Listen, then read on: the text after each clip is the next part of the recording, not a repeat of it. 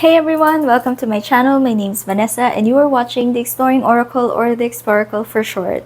So continuing on with my deck collection series, and if this is your first time catching this series, this is where I go through my entire deck collection, categorize them, talk about the decks, and then decide whether I'm going to be keeping them, thinking about it, or rehoming them outright, or rehoming them. So today, we'll be taking a look at my Pipish pip decks or minimally drawn decks. So I have a couple to get through, so let's start. Let's start with this one. So this is the Ancient Italian Tarot. So I got this second hand, maybe even third hand, I think. So it's a Los Caribbean deck, so it just comes with a little white book, some information in the guidebook, and it looks very regal. Definitely a Pipish deck. I reach out and I don't use it a lot, but I find it really beautiful, and I like reaching out for Pipish decks when I want something more neutral. You know, when I'm kind of like overwhelmed with all of the art in other decks, and I just need something going back to the basics, the meanings, and the numerology of it all. This is something that I reach for. And actually, I was surprised. I do have a lot of decks in this category, and not all tarot, but a lot of the art style is quite minimal, and I thought that I would always be drawn to like really detailed art styles, but it turns out I do have quite a lot of these decks in my collection. So for this one, I will be keeping this for now. It's just something that I feel it's a classic. I feel like it's really regal and beautiful. So yeah, keeping it for now. Now this is another secondhand deck, but it's really in good quality. And this is the Tattoo Tarot Ink and Intuition. This is one of the first few decks that I got into my collection. And so that's when I started about 3 years ago. And in the same vein, I do find the art style here really interesting. And initially, I told myself that I was a little intimidated by the fact that it was Pipish when I was starting, when I was learning. But I've been using other decks over this, but I like looking at the art in this deck. Now, I'm not sure if it's because the card size is a little bit bigger than standard tarot, or is it? It feels a little bit bigger, but I love the illustrations here as well. Don't really read with it much, but also definitely a keep. Something about this deck is exciting to me, and I love that the color is like this ivory color, not white, not gray. Just it adds to the charm.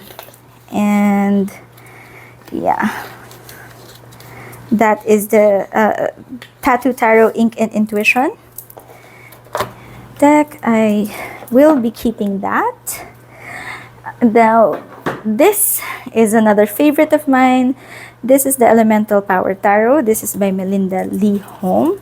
And I bought this primarily for the guidebook initially because they said, I've watched some YouTubers say this is one of the best guidebooks that they've used. I would agree. So I have read this one. I do enjoy it. But it turns out that I also enjoy the art on this deck. Just it's very Pipish, especially for the minors, like you can see here. But the majors are beautiful. I find them really beautiful. And yeah, even though the minors are Pipish, coupled with a good guidebook, it's just something that I want to keep. There's also, you can see the elements on the cards themselves. Yeah, just so it also goes into some additional meanings on that. which I appreciate as a reader, as a geek who likes reading about things and who wants to dive deep into other associations of tarot. This is just the deck that I like using and would definitely be keeping. So yeah, the majors here are just beautiful.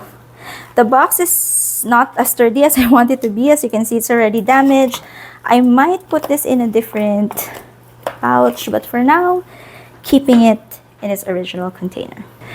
Next, let's take a look at this set. This is the Green Glyphs set by James R. Eads. Now, I already have a full flip through of these decks on my channel, but just to show you briefly, this is, I think, my favorite deck out of the entire set. So this is the Oracle deck, and I just find it really unique. It's minimally drawn, but impactful. And well, for the Oracle deck, you do have this foil detail. It's not in all of the decks, but yeah, I think this Oracle is my favorite. I think it's because it's the most unique. I do enjoy that. Love this feather.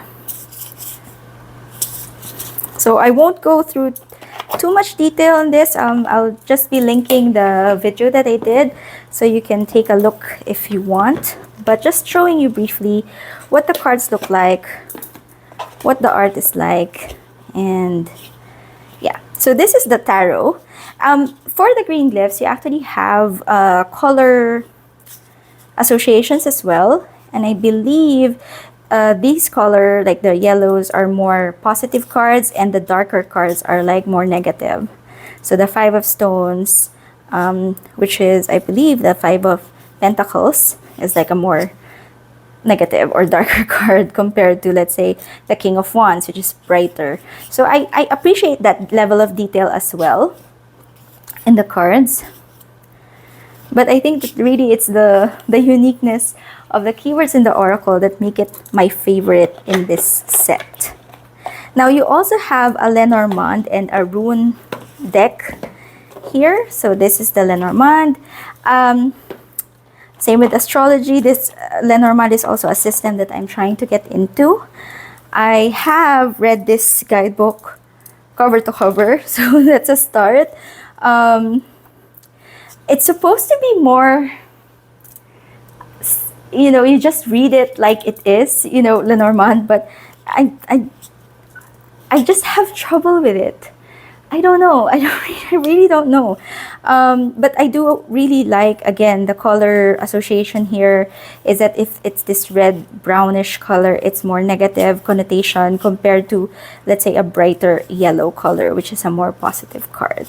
So I already chose my cards here. But yeah, so I like learning from this deck for Lenormand because of those color associations, and also be keeping this deck. So actually, this entire set I'll be keeping. But for the runes, I haven't really used this. I haven't started studying runes. Don't want to add anything more. But definitely in the future, why not? Oops. But yeah. So we'll be keeping this entire set, but just showing you what the cards look like in the Green Glyphs set by James R. Eads. So let me just keep these for now. Oh, let's put the guidebook back. Oh, let me pause this. All right. Okay. Let's continue with the mass market decks, and then all indies next. So this is the Signs of the Times. This is a mass market oracle deck. This is one of my favorites as well. Basically, it just shows an object, a symbol, a sign that you would see in everyday and have this keyword and this meaning associated to it. Now, I like the simplicity of this. I like that it has this modern and very approachable take on divination, on symbols, and yeah, it's a favorite of mine. You can just get a card for the day, a daily pull from this. Love the colors. The cardstock is it's okay. It's generic Hay House cardstock. I will be edging this, but so far, because of the print here, it doesn't seem like I need to, but you know, I might. What I don't like about this deck is the backs. I mean, I absolutely hate the backs of these cards. But aside from that, definitely keeping the Signs of the Times Oracle. Now, another deck from Hay House, and this used to be an indie deck.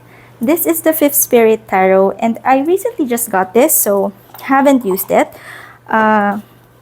But I got it because the art really called to me. So again, haven't used it, haven't even opened the book yet, but it looks like there is substantial information inside. And just to show you, so the cardstock does feel a little bit cardboardy, but it feels like a usable stock. It's usual Hay House matte cardstock that it's a little stiff at the start, but I think if you shuffle this, it would work just fine. So the art style, it's diverse. It's it's a little bit Pipish. I'll show you in the minors, but they say it's like pips with feelings. So, you know, with additional symbols, additional elements that don't make it just 4 coins or 4 ones, basically. So I really like the art style on this deck as well. And again, it's new, so I haven't really put it into my rotation yet, but I think that we would get along really well. Just have a feeling. I hope I'm right, because I do love the art style.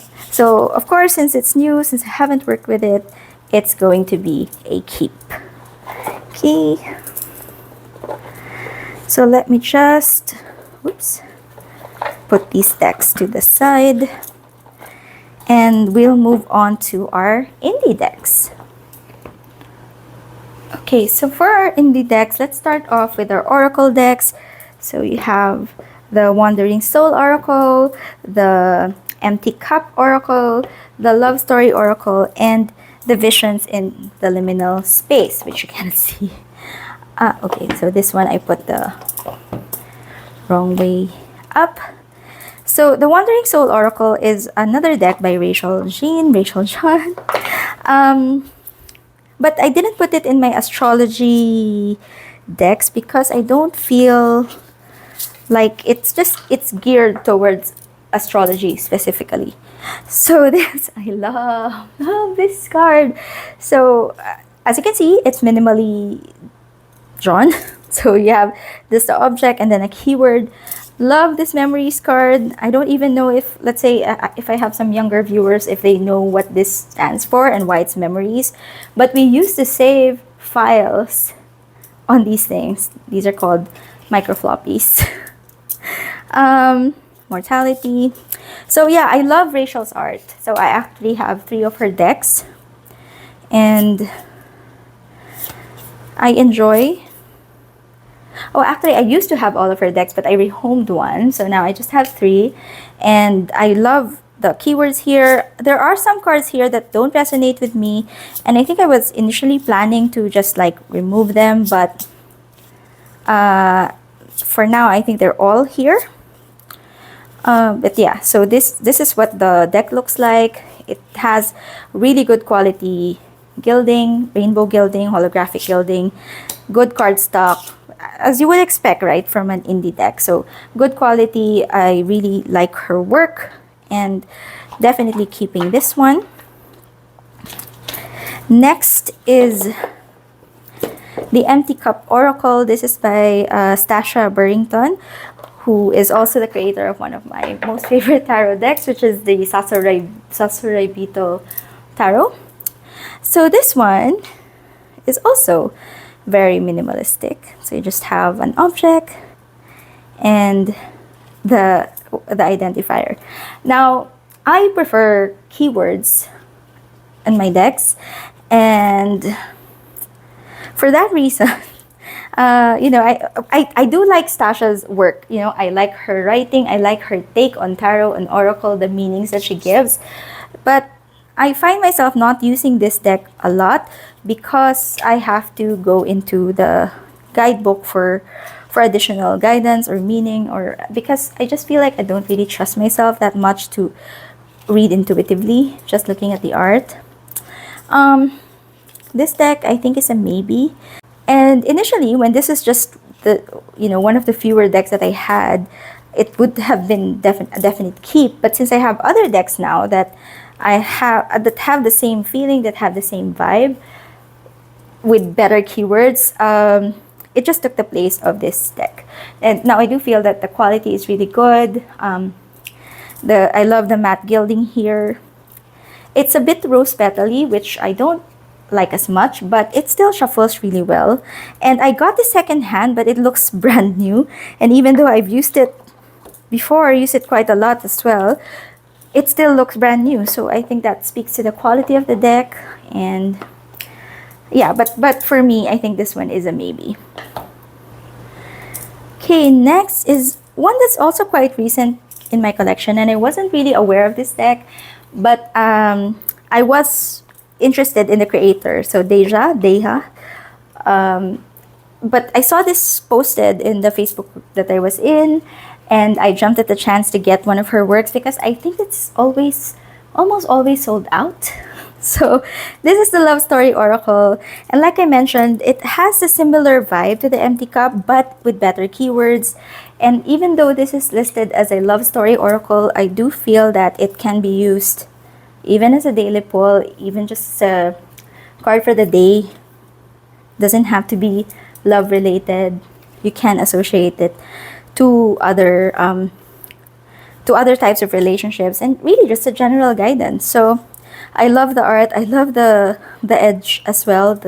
I like matte painted edges. I really prefer it over gilding, and I wish more creators would do this to their decks.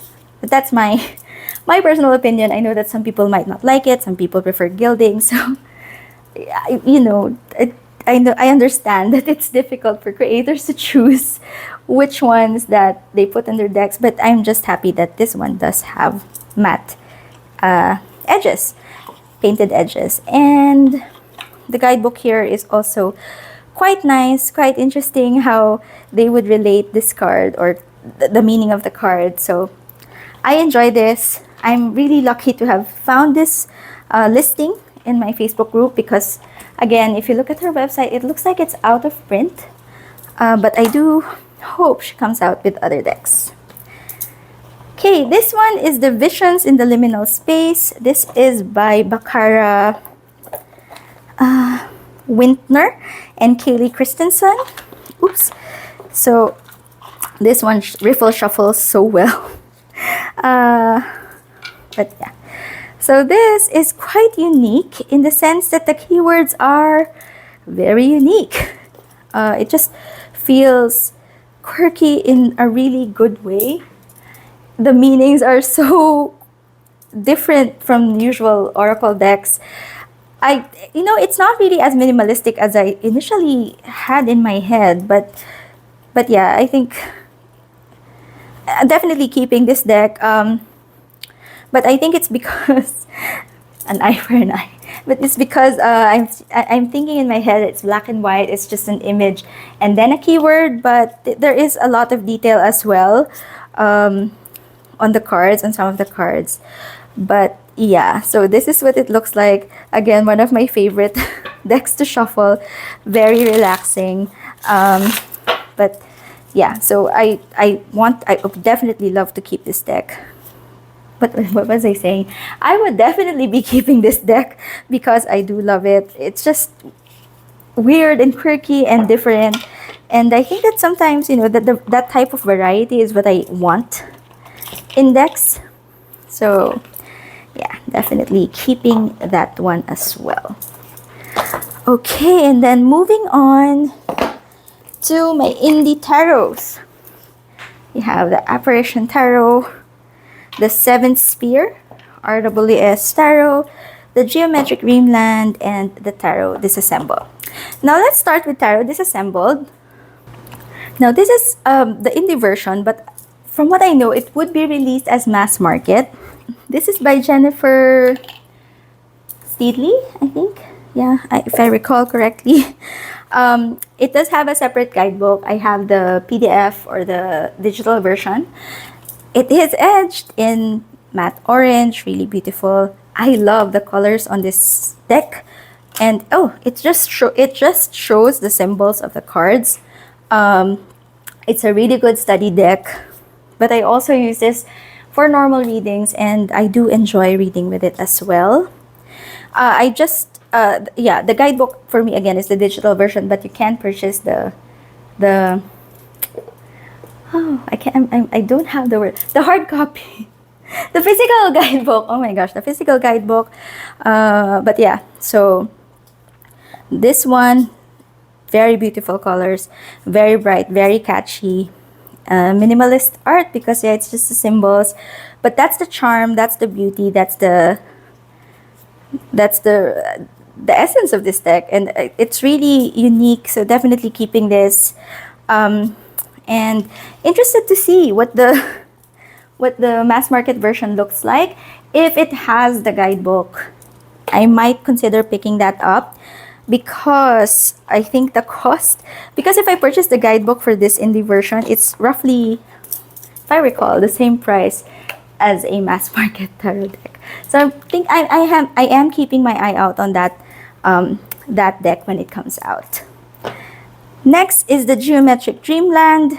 Now this one is something that I got from Vermilion collection, and it's geometric shape tarot. So I consider it a little bit minimalistic in the sense that it isn't like actual images. There are more shapes or curves and lines that form the image. That's why I considered putting it here. The guidebook is not that great, but you can use other guidebooks with it. I just really like the art. So I got this. It's one of those decks that I got for the art. This might be a maybe. You know, I'm not really sure if I will be keeping this long term, but whenever I do look at it, I am so impressed with how the images are made. And yeah, but I don't really use it a lot, and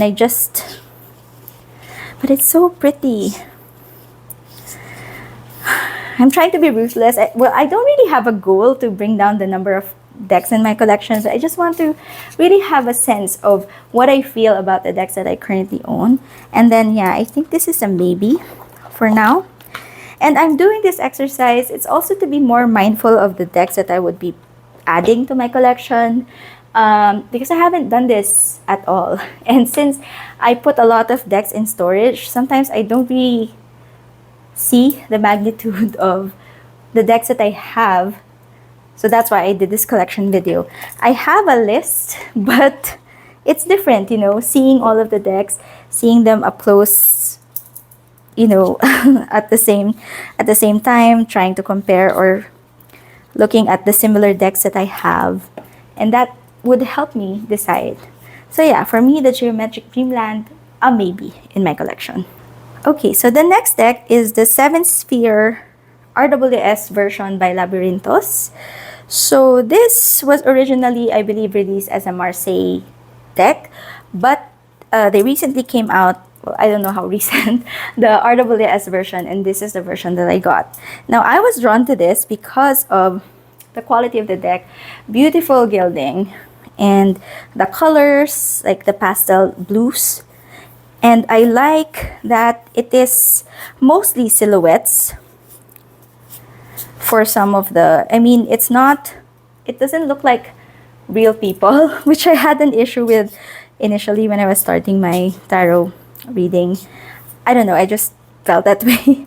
Now, it is a little bit Pipish, a little bit minimalistic because of how the minors are depicted.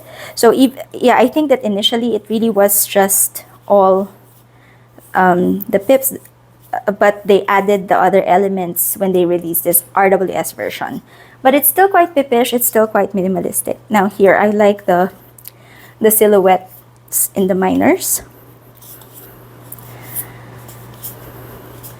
I consider it a really beautiful deck, but Again, another deck that I don't use a lot. For that, I think this is a maybe. But I really like the silhouette imagery. For now, it's a maybe. I'm just really trying to be realistic. But, you know, if it's a maybe, it's not like I'm deciding to rehome it right away or anything. It's just that I know that it might not be something that I keep long term. Okay, and I think this is the last deck that I have in this category, and this is the Apparition Tarot by Spirit Speak. Now, I love the Spirit Speak Tarot, and also, oh my gosh, what was that? I think I do have another deck from Spirit Speak. It isn't coming to me right now, but yeah, I got this. This is the Apparition Tarot. I got this second hand, so it is a unique deck. And I like Mary Evans's work. I like her work because of her take on tarot. Her interpretation and take on tarot is different. And I feel that as a learner, as a forever student, I would learn or, you know, expand my knowledge of tarot by exploring those different takes.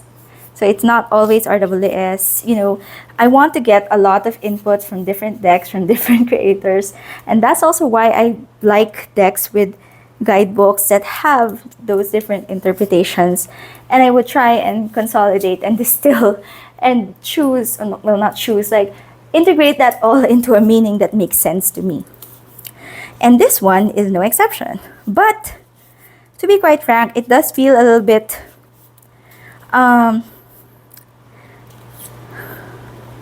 I wouldn't say overwhelming, but it just sometimes it just feels a little too different for me, a little too weird maybe.